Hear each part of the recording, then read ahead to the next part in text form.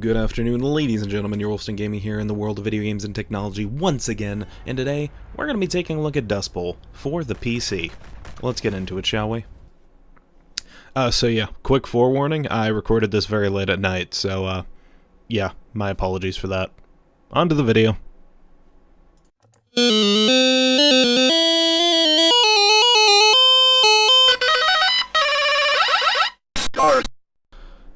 Good afternoon, ladies and gentlemen, once again in the world of video games and technology, and today we're taking a look at Dustbowl for the PC.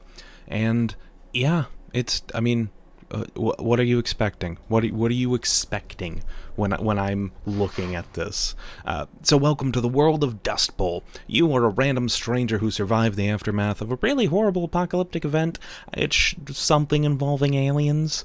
Something around those lines. After your good-for-nothing father leaves you in a post-apocalyptic bunker on your own with a bunch of random strangers in a room without any locks of any description, it's up to you to find your father and probably save the world, or something around those ends. You'll enter the wasteland, find some gear, craft some items, get sick, and probably get mauled by birds, all the while exploring a post-apocalyptic, mutant-infested wasteland. Oh god. And yeah, if you're seeing this gameplay and you're thinking, well, Yourwolfsdengaming, this looks a lot like Wasteland with some Fallout elements. Well, that's pretty much what Dustbowl is. It's literally Wasteland. It's literally the first Wasteland game with some Fallout elements in it. And that's not necessarily a bad thing if it can, come out with its own identity somewhere along the lines. There's a bunch of elements to its gameplay, and I'll try to talk about them in order. First off, you have the turn-based combat, the big, huge thing about it. And it's not horrible. There's some basic elements to the turn-based combat and the combat itself. You can find some guns across the wasteland, you can do critical hit damage, you can find some armor, you can find artifacts, you can run away from combat, or you can use your weapon. You can also heal during combat, but it wastes your turn, and you can toss grenades, flash grenades, things of that nature. And yeah, it's pretty simplistic, because most of the things you can do and supposedly use besides using your gun, because they eat up a turn, it really doesn't benefit you. For example, if you use a medical kit that costs, heals 50 points of health, then if the enemy deals 31 damage, you've basically wasted your turn, because the enemy will then just use 31 damage again, and you'll have just wasted your medical kit.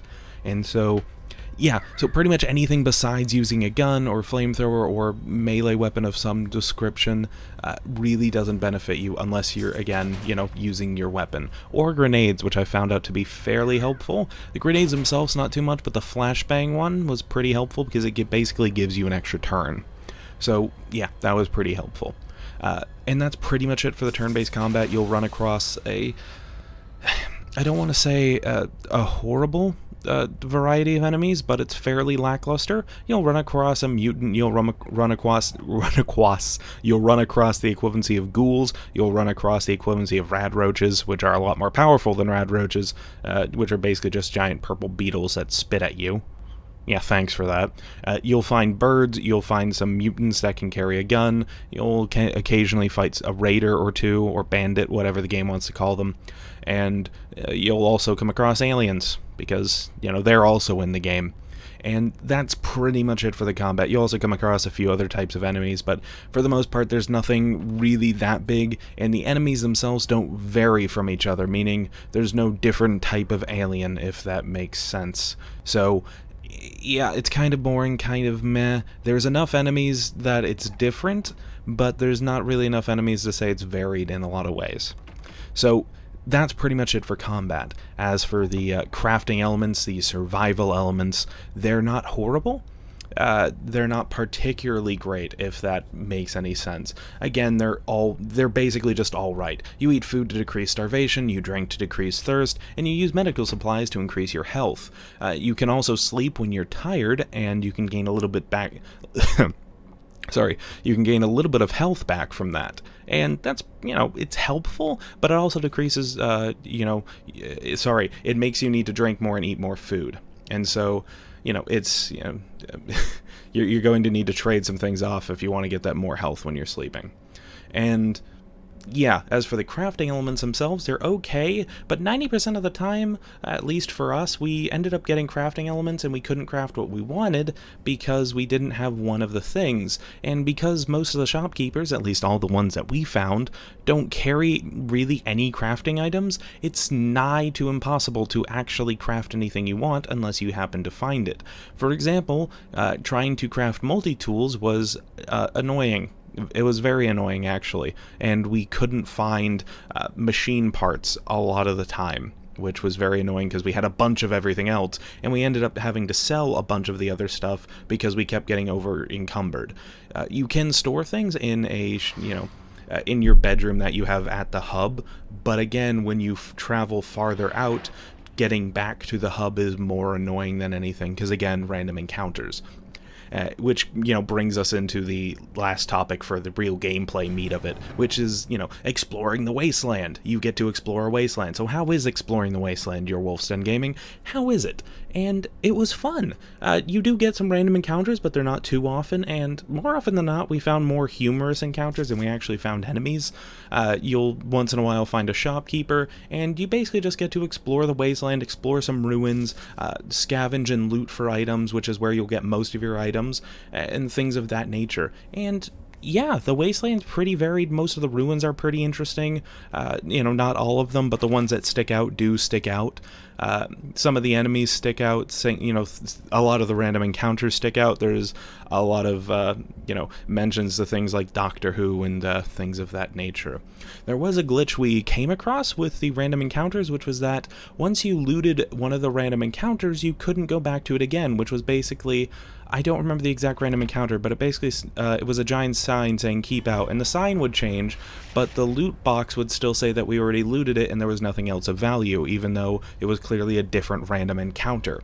So that would be something you'd probably want to fix. We also ran across an armor bug, or an armor glitch, where if we took off our armor to switch to a different type of armor that we got from completing one of the main storyline quests, then what ended up happening as a result of that was we were getting constantly radiated, and if you get a radiation, or if you're in an irradiated area, you're basically constantly losing health, and it basically said that we were losing health even though we weren't. And so, we couldn't actually use the armor, and we ended up having to sell it, which is annoying because armor degrades rather quickly, which is another part of the crafting element where you can repair your armors and guns and things of that nature. We didn't really need to repair guns at all, at least not during our playthrough, but we did need to repair our armor a few times, so that's something to be aware of in terms of balance and things of that nature. Same thing with health items. Health items seem to be something you need to balance because we found far more food items than we did health items, and as a result of that, we often had to keep going back to the hub and keep buying more health items simply because we just ran out and we weren't finding enough. So that's something to be aware of.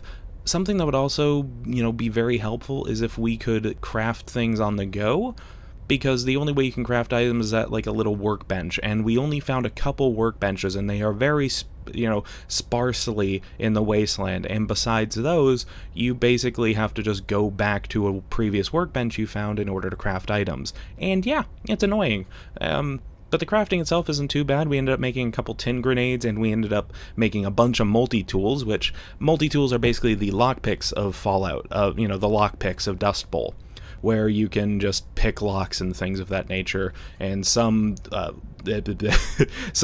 areas will require you to need a multi-tool while others will not, and the chests that do require a multi-tool often have a lot of really powerful stuff. Again, we got a flamethrower, we got the raider armor, we got a really powerful rifle that we still haven't need to switch out, so that tells you how powerful it is.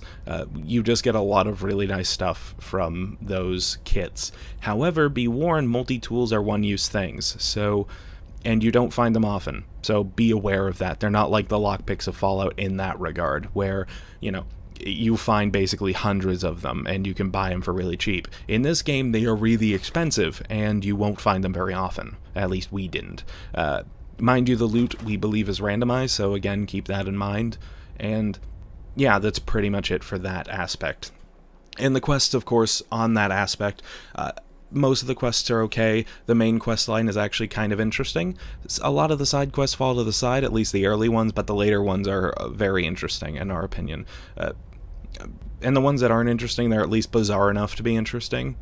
And it's kind of, I don't know, there's a lot of nods to games like Fallout 3 in there. You even find a character named Vlad who needs to quote-unquote drink people's blood in order to survive. And I thought it was interesting because I was like, are you making reference to Fallout 3? To that little, like, vampire society group, I can't remember their name, from Fallout 3 that was in the underpass, or this, like, the little section of the metro that they had called their home, and they were basically like, we didn't mean to kill them, but we had to drink the blood.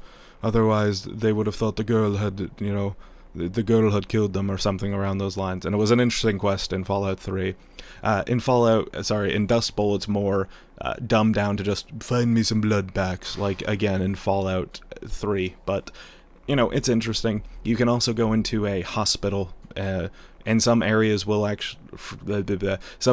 unlock once you get a quest and things of that nature. So, again, keep that in mind. And, yeah, that's pretty much it for the gameplay.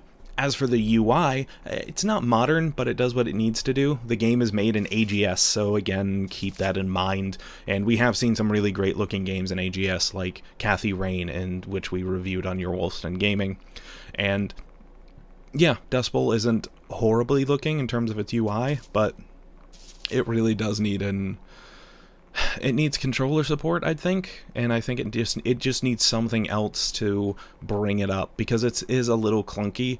It's not horrible. You know what you're doing, basically, from day one if you've played any click-and-point adventure game with turn-based elements. If you've played anything like, say, The Adventures of Monkey Island, the UI should be very familiar to you.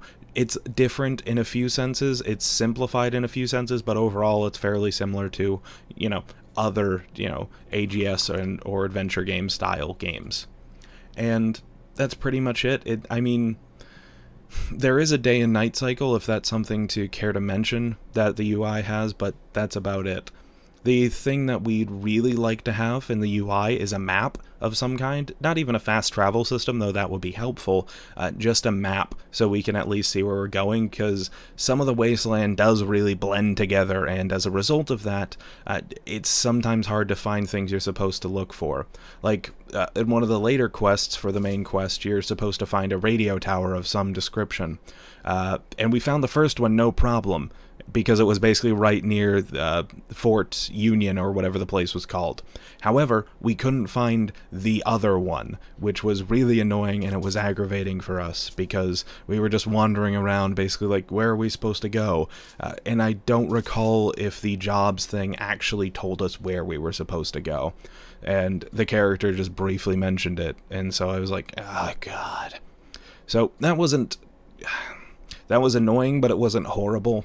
And, it wasn't too bad, but a map would be very helpful, at least in terms of just finding out where we are. And there are a lot of, again, interesting and engaging locations that you can find across the wasteland that, again, probably the UI would have helped in some way. And that's pretty much it for UI. In terms of its visuals, Dustbowl is fairly pleasing. Its simplistic pixelated style may turn some people off, but it's actually not bad, and overall, again, I get a really early adventure game sense from it. It looks better in terms of quality than Wasteland, but worse than Fallout 2, if that makes sense. And yeah, it will pretty much run on just about everything. Some of the character profiles, the little pictures you get when you talk to each character, they're well done, and the choices you get are also kind of interesting. And again, the whole world gives it a nice post-apocalyptic style. There's also a lot of also a lot of fairly varied selection of areas to wander around in, but the lack of respawning loot but respawning enemies means you'll really not want to wander into any one building more than once, unless of course a quest giver says otherwise. The enemies at least visually look appealing, but again, the lack of variety also means you'll constantly fight the same handful of enemies a fair amount of times. There's also a little death sequence that we wanted to mention at the end, where when you die, it will basically be like, something, something, and will basically just give like a really snarky, sarcastic quote as you bleed out, and I was just like, you took that from King's Quest. But it's funny, so it's fine. I don't care. As for the audio and the ambience itself, it's not horrible, but the music is rather generic, and the tracks that aren't generic are very short. Most of the songs are really only a minute or so long, maybe a little bit more or less, and as a result of that, they will be looping, and you will hear them, anywhere between 3 to 10 times in certain areas. And again, as a result of that, it makes them just feel more aggravating. And some of them may be well done, but it just sort of grinds on your ears when you're listening to the same track that many times. And as for voice work, the characters don't speak, but their actual dialogue carries through enough of a personality over, and you can clearly tell the personality from just the text alone. As for the controls, they're fairly well done. Again, the UI is ancient, but it works and to the visual game type that they're trying to achieve. It would be nice to have an XPadder configuration profile, if not just direct controller support, but that's about it in terms of that. And the UI is handled well enough that it's mostly clear what it does. And what does what. The controls in the department of movement could use some work, but I guess we can live without it. And we had a few times where we got locked into exiting a room when we were just trying to pick something up next to a door, which could be improved. So for example, once you click to a location, the character has to move to that location before you move to the next location. And that was really, really aggravating, at least for us. As for settings, they're pretty bare bone, offering some minimal audio sliders, and that's about it. You can force the game to run in full screen by going into Dustbowl's game folder and running Win Setup, but we noticed some minor annoyances with running the game in full screen that just had to switch back to its default screen size. Oh god, I'm so out of breath. In terms of the game and if it's entertaining, it's fairly entertaining. I gotta admit, the first hour we were really surprised because the first hour is really boring, in our opinion. It's really grindy, it's really tedious. But once you find a somewhat decent, once you find or get a somewhat decent gun, the game gets a lot better. Once you get better gear, once you get some crafting materials going, things of that nature, once you get a log of quests, some of the quests are really stupid. Like one of them's finding a bunch of stuffed bunny rabbits, which at first I thought were actually supposed to be real bunny rabbits, but, again, whatever. And despite that, once you get an hour or two into the game, it's actually pretty interesting, and I enjoyed playing it. Again, it has the ideas of Fallout 2 and Wasteland mashed together, and it's clearly wearing its inspiration on its sleeve. It takes the gameplay of, something along the lines of Wasteland, with the characters and personality of something like Fallout 2. So, Dustbowl wears its inspiration on its sleeve, and its budget means it's lacking the raw amount of content that both Wasteland and Fallout 2 had. But that's not necessarily a bad thing. It just means you're really getting less of the game. And there's a lot of things that are more simplified, that are more dumbed down, which we feel a better budget, or a bigger budget, we say, probably could have helped with in some respect. However, with that said, we still enjoyed Dustbowl overall. And we enjoyed playing it, and it was fun for what it's worth. Overall, we feel Dustbowl's combat system could have been greatly improved, and leading into the overall feel of the game is that if other games that already exist do what Dustbowl's trying to do, or if Dustbowl has something that separates it from the rest. Because, after all, Fallout 1 and Fallout 2 haven't gone anywhere. They're still available, and even Wasteland is still kicking around. So, does Dustbowl separate itself enough from its inspiration to really offer something to the player? Well, yes, it does. Dustbowl is essentially Wasteland with a new coat of paint, with a new story, and a new cast of characters. Its visuals and open landscape and depth are at the cost of more in-depth gameplay and more in-depth quests. And with that being said, we didn't have a bad experience with Dustbowl. We enjoyed it, we had fun with it. It's Wasteland with a new coat of paint, with a new UI and some more interesting, bits to it. It's clearly lacking depth that some other more established games could deal with, but it's not bad by any means. Sure, the hour or two in the beginning's rather tedious and boring, but after that, the game opens up and it's clear it has something there that the other games don't. We'd suggest avoiding the permadeath mode and simply sticking to the normal mode, however, unless you want to get murdered and play through the game several thousand times. There's things we have to punish the game for, such as a lack of more meaningful quests and a lack of true enemy variety, and again, the settings department, since there's no full screen mode, just in the UI, we have to go through some folders to deal with that. It's a fairly large game at anywhere between 6 to 12 hours in length, and most of that is just completing side quests and the main quest line and exploring and things of that nature. If you want to do purely a main quest playthrough, you're looking at maybe half the game time. However, you get a huge amount of XP from doing quests. In the end, Dustbowl is a top-down 2D role-playing game set in a fairly interesting post-apocalyptic world. Sure, the main story is cheesy, and as cheesy as a grilled cheese sandwich, but it more adds to the charm than damns the game. And while the lack of depth in combat will leave some avoiding the game, the world itself at least has something to, offer. And if you're interested in Dustbowl, again, I personally would recommend, we personally would recommend it on sale. However, if it really interests you and you're really looking for, basically Wasteland with a new coat of paint with some interesting gameplay and a new quest line, basically, that might be something for you to look at. This has been Yourwolfsdengaming taking a look at Dustbowl for the PC. Have a good one, ladies and gentlemen, and we shall see you all in the future.